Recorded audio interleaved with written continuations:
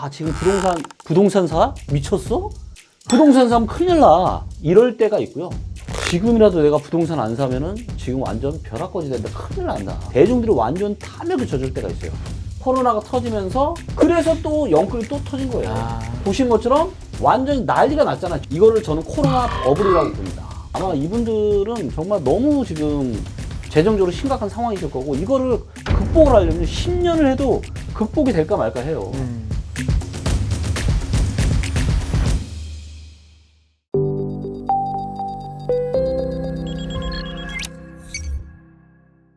제가 질문드린 것 중에 하나가 2008년 금융위기 때랑 보다 더 혹은 그때보다 더 심한 분위기다라고 말씀을 꾸준히 해주셨는데 네. 데이터로 볼 때 그때랑 지금의 유사점하고 차이점을 한번 좀 짚어주실 수 있을까요? 네. 자, 먼저 이제 이 이야기를 안 할 수가 없는데요. 지금 대한민국 경제 펀더멘털이 너무 안 좋아지고 있어요. 그렇죠. 네. 지금 IMF 이후로 8개월 연속 무역 적자가 처음으로 나타나고 있고요.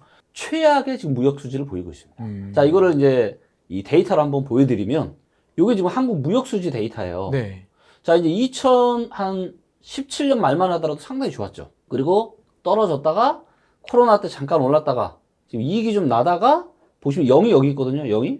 22년 3월달 이후로 보신 것처럼 어때요? 말씀하신 대로 IMF 때나 이럴 때보다 더 심각한 상황이네요. 어마무시합니다.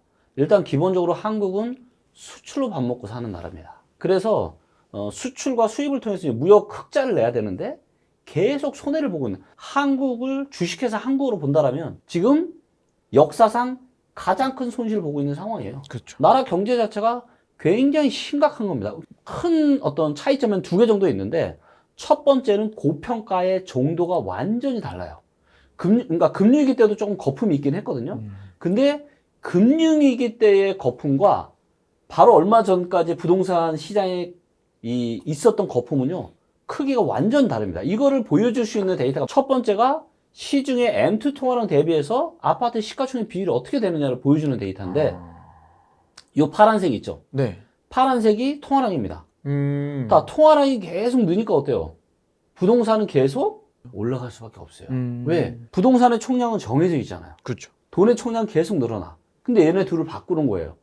우리가 이런 걸 인플레이션이라고 하죠. 그렇죠. 인플레이션이 생기는 이유는 통화량이 계속 늘어나니까. 그래서 통화량이 증가하는 만큼 아파트 가격이 올라가는 건 자연스러운 겁니다. 자, 그런데 문제는 뭐냐면 인간의 심리는, 대중들의 심리는 탐욕과 공포를 반복을 합니다. 때로는 지금 부동산사? 미쳤어? 부동산 사면 큰일 나. 이럴 때가 있고요. 지금이라도 내가 부동산 안 사면은 지금 완전 벼락거지 된다. 큰일 난다. 대중들이 완전 탐욕에 젖을 때가 있어요. 그러다 보니까 어떨 때는 통화량보다 아파트 시가총액이 더 높을 때도 있고 그 다음에 사람들이 또 거품이 없어질 때는 통화량보다 오히려 더 밑으로 떨어져요. 그래서 보시는 것처럼 이 빨간색인 시가총액과 파란색인 통화량이 엎치락 뒤치락 하면서 움직이죠. 그렇죠. 그래서 이 비율을 나타내는 게 이 막대 그래프가 빨간색이 되면은 뭐냐면 시중의 통화량이 증가하는 속도보다 아파트가 올라가는 속도가 훨씬 빠른 거예요. 즉 아파트에 거품이 있다는 거죠. 그래서 아까 2007년 8년 얘기가 그때가 이때예요. 이때 최고점이 얼마는 122였습니다. 그러니까 시중의 통화량보다 아파트의 시가총액이 22%가 더 많았던 거죠. 그러면서 거품이 쭉 빠져서 어디까지 빠졌냐? 2014년 11월 달 통화량보다 96%, 즉 통화량보다 오히려 아파트 시가총액이 더 작았던 거죠. 그런데 이 데이터가 2020년 3월에 122까지 갔어요. 금융위기 때랑 비슷해진 거죠. 자, 그런데 이때 무슨 일이 생겼죠? 코로나가 터졌잖아요. 그렇죠. 예. 코로나가 터지면서 두 가지가 일어났는데 시중의 유동성을 엄청나게 풀었고요. 그 다음에 금리를 역사상 가장 낮은 0.5%까지 만들었죠. 그러면서 자산시장에 버블이 시작됐습니다. 주식, 코인 전부 다 날아가고 부동산도 날아가고 거기에 부동산 시장은 불을 지른 게 또 하나가 있습니다. 2020년 7월 말에 통과된 이 임대차 3법. 임대차 3법하고 무슨 상관이냐 하시는데 제가 오늘 정확하게 설명을 좀 드릴게요. 자, 임대차 3법이 가장 중요한 게 뭐냐면 전세를 2년에서 4년으로 바꾼 거였어요. 2년에서 4년으로 바꾸다 보니까 집주인이 어떻게 돼요? 전세 가격을 4년치 인상분을 한꺼번에 올려버렸죠. 그렇죠. 이게 자산시장의 버블과 초정리까지 겹친 거예요. 그러다 보니까 전세 가격이 급등을 했습니다. 오를 때 너무 많이 오르죠, 한 번에. 그렇죠. 예. 그래서 이때 발생했던 일이 뭐냐면 떨어지던 전세가율이 이때 다시 급등을 했어요. 그러니까 전세가 오르고 다시 매매가랑 전세가랑 가까워지니까. 집을 사죠 그러면. 그렇죠. 그래서 또 영끌이 또 터진 거예요. 그래서 이제 보신 것처럼 완전히 난리가 났잖아요. 그러면서 통화량 대비해서 최대 147%까지. 그러니까 통화량보다 거의 50% 가까운 엄청난 거품이 발생을 했던 겁니다. 이게 그러니까 흐름이 비슷하게 가는 것 같았지만 어떻게 보면은 오르는 증상이 더 심각하게 올랐던 훨씬 거예요. 그러니까 이거를 저는 코로나 버블이라고 부릅니다. 아, 코로나 버블. 이 결과만 가지고 이야기하는데요. 원래대로라면 코로나는 없었어야 됩니다. 그렇죠. 맞죠? 그 누구도 예상하지 못했던 코로나랑 임대차 3법이 안 그래도 고평가된 어깨 정도에 온 부동산 시장을 더 미친 듯이 만들어버린 거죠.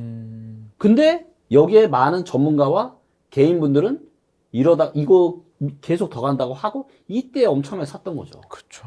그래서 2008년보다 7년보다 훨씬 더 거품이 심하다. 자, 그다음 소득 대비해서도 똑같습니다. 소득 대비해서 금융위기 때보다 훨씬 더 높아요. 자, 이때는 개인들의 가계부채가 심각했어요, 안 했어요? 지금 수준은 아니었죠. 심각하지 않았습니다. 기업 부채도 그렇게 심각하지 않았어요. 근데 지금은 기업 부채나 개인 부채나 GDP 대비해서 100%를 훨씬 넘는 굉장히 위험한 수준이에요. 부채가 너무 많아요. 그 다음에 이때는 위기가 오니까 금리를 어떻게 했어요? 낮췄죠. 근데 지금은 금리를 낮출 수가 없죠. 낮출 수가 없죠. 네. 오히려 지금 내년 어느 지금까지 계속 더 올라가죠. 그렇죠. 그러니까 2007년, 8년보다 훨씬 더 위험한 상황이다. 비교를 할 수 없을 정도로 굉장히 심각해요. 가격이 하락 패턴이 매우 가파른데 금융위기 때 하락 패턴이 아니라 IMF 때 나타났던 하락 패턴하고 똑같다는 거죠. 그러니까 대표님 말씀을 들어보면은 12년 전이 아니라 30년 전으로 돌아가야 된다는 맞습니다. 말씀이에요. 예. IMF 때랑 비교해야 돼요. 지금의 이 부동산 시장 하락은 2008년하고는 완전히 달라요. 자, 2008년에 요때 이제 보시면 요게 이제 서울의 실거래가 데이터를 가지고 저희가 이제 주식처럼 캔들 차트라는 걸 만들었어요. 네. 서울의 아파트 가격이 금융이 터지는지 좀 올랐죠. 네. 그리고 좀 내렸지만 완만한 하락세가 나타났습니다. 자, 근데 지금 어때요? 지금 나타난 하락 패턴은 주식으로 따지면 네. 지금 뭐 완전 폭락하는 차트잖아요. 그렇죠. 예. 이게 서울만 그런 게 아니고요. 경기도 보이시죠? 네. 그 다음에 인천, 지금 뭐 많이 떨어지고 있는 대구, 그 다음에 세종. 거의 지금 전국의 대부분의 지역에서 지금 나타나고 있는 하락 패턴이 뭐냐면 급락형 하락 패턴이 나타나고 있습니다. 경착륙으로 가고 있는 거네요. 그리고 이 물가 인상들 때문에 사람들 호주머니 사정이 쉽게 개선이 되기가 힘들다. 네. 이 금리가 오르는 게 말씀해 주신 대로 그때 당시에는 금리가 떨어지고 오히려 이 상황을 해결하기 위해서 금리를 낮춘 상황이었는데 한편에서는 금리가 오르는 건 오히려 이제 경제 호황기 때 나오는 거다. 네. 인플레이션 상황에서 나오는 건데 지금 이게 부동산 시장하고 맞냐? 지금 네. 경기 체감 경기 너무 나빠지는데 금리는 왜 오르냐? 뭐 이렇게 얘기를 하거든요. 네. 그런 부분은 어떻게 보시죠? 저금리였던 금리를 올린다는 얘기는 뭐냐면 금리 인상을 감내할 만큼 경제가 좋아지기 때문에 금리를 올려요. 그렇죠. 그래서 금리를 인상하는 초입은 주식과 부동산 시장이 아주 좋습니다. 경제가 좋아지기 때문에. 그 경기가 좋아지면 다 모든 실적이 개선이 되죠. 그렇죠. 자, 그런데 지금은 경기가 좋아서 금리를 올리는 건가요? 아니죠. 아니죠. 네. 지금은 물가가 급등을 하기 때문에 사상 초유의 물가가 급등을 하기 때문에 금리를 올리는 건데 올리네. 그리고 중요한 거는 올리냐 내리냐도 중요하지만 속도가 중요해요. 예를 들면 천천히 우리가 적응할 수 있는 시간을 주면서 천천히 금리 인상이 된다. 부동산 시장에 큰 충격이 없죠. 그런데 지금은 뭐예요? 굉장히 금리가 사상 초유의 지금 엄청난 속도로 급등을 하고 있잖아요. 어느 누구도 준비가 된 상태에서 받아들인 게 아니니까요. 그렇죠. 거기에다가 우리는 이미 대출이 너무 많았고 주식, 코인, 부동산은 이미 거품이 너무 심각했다라는 거죠. 그쵸. 금리 인상과 더불어서 이 거품들이 다 꺼지고 있고 물가 급등이라는 이중고 때문에 우리들 호주머니 사정은 훨씬 더 안 좋은 거죠. 그러니까 이게 자산 시장도 문제가 되고 주머니 사정은 더더욱 안 좋고 정리를 해보면 2008년을 볼 게 아니라 98년을 봐야 된다. 네. 97년을 봐야 된다. 그렇죠. 이 말씀입니다. 지금 무역 적자를 봐도 IMF 때보다 훨씬 더 심각하잖아요. 그렇죠. 네. 훨씬 더 심각해요. 아마 대표님께서도 보셨을 것 같은데 원래 이제 최근에 신축 아파트가 좀 구축 아파트보다 빨리 떨어졌다라고 하다가 얼마 전부터 재건축 아파트, 재건축 대상 아파트가 더 많이 떨어졌다는 기사도 나오더라고요. 네. 그걸 제가 아마 여쭤봤었는데 이런 현상은 어떻게 보실까요? 아, 네. 이거는 뭐 이미 올해 초부터도 제가 엄청 많이 이야기했던 겁니다. 자, 부동산 시장이 상승의 막바지 제일 많이 오르는 게 뭐냐면 재건축 재개발이에요. 아니, 왜냐면 부동산 가격이 올라간다라는 거는 땅값이 올라가는 거잖아요. 그렇죠. 그러면 재건축이나 재개발의 사업성이 기하급수적으로 좋아집니다. 기억나는 게 서울시에서도 그렇고 국토부에서도 그렇고 한참 부동산이 막 뛰어올 때 네. 규제도 막 풀어주겠다. 그렇죠. 올해 3, 4월에 이것도- 일기 신도시 뭐 해주겠다 규제 제가 뭐라 그랬어요? 작년 10월 달에 명확한 변곡점 왔다고 제가 무조건 10년에 한 번 올까 말까 하는 기회라고 제가 말씀드렸잖아요. 제가 기억하기에도 그때 약간 대표님 말씀 보고 그랬던 것 같아요. 지금 왜 팔지? 네. 사야 되는 거 아닌가? 재건축 된 다음에 이렇게 생각을 했거든요. 그렇죠. 근데 이제 아파트 가격이 지금 떨어지고 있죠. 그렇죠. 그러면 사업성이 안 좋아지는데 재건축이나 재개발 사업은 전부 다 뭐예요? 돈을 빌려서 사업을 합니다. 조합원들이 가지고 있는 땅이라는 담보 물건이 있죠. 그 가치를 대비해서 빌려주는 거죠. 그렇죠. 이걸 가지고 이제 돈을 빌려다가 끌어다가 이 재건축이나 재개발 사업을 진행을 하는데 근데 금리가 지금 어떻게 되고 있어요? 너무 올랐죠. 그럼 자. 새로 PF를 일으키려면 네. 이 금리를 감당을 하고도 수익이 남아야 사업이 진행될 거잖아요. 근데 부동산 가격은 계속 떨어지고 있어. 지금 진행되고 있는 사업도 지금 엎어질 판인데. 아마 경매로 망하는 사업장 굉장히 많이 나올 겁니다. 그러니까 얘기를 들어보니까 특히 지방이나 이런 데서 했던 곳들은 거의 뭐 지금 사실상 뭐 포기 수준이다. 그럼요. 이렇게 나오고 있거든요. 네. 그러니까 재건축 재개발이 가장 많이 떨어질 수밖에 없죠. 그렇죠. 그리고 실제로 이거는 데이터로도 다 증명이 됩니다. 이 아파트 랭킹에서 최대 가격 하락률이라고 하는 게 있습니다. 이건 뭐냐면 특정 기간 동안에 가장 많이 떨어졌던 아파트가 어딘지를 알 수가 있는데요. 우리가 서울을 한번 예로 들어볼게요. 서울의 강남구. 네, 서울의 강남구를 한번 예를 들어보겠습니다. 제일 많이 떨어진 데가 누구냐면 성경 1, 2차, 한보 미도 펜션 1, 2차. 제일 많이 떨어졌어요. 30%. 개포중국단지, 음마. 다 뭐죠? 도공백스도 재건축한 거잖아요. 그렇죠. 그러니까 전부 다 뭐다?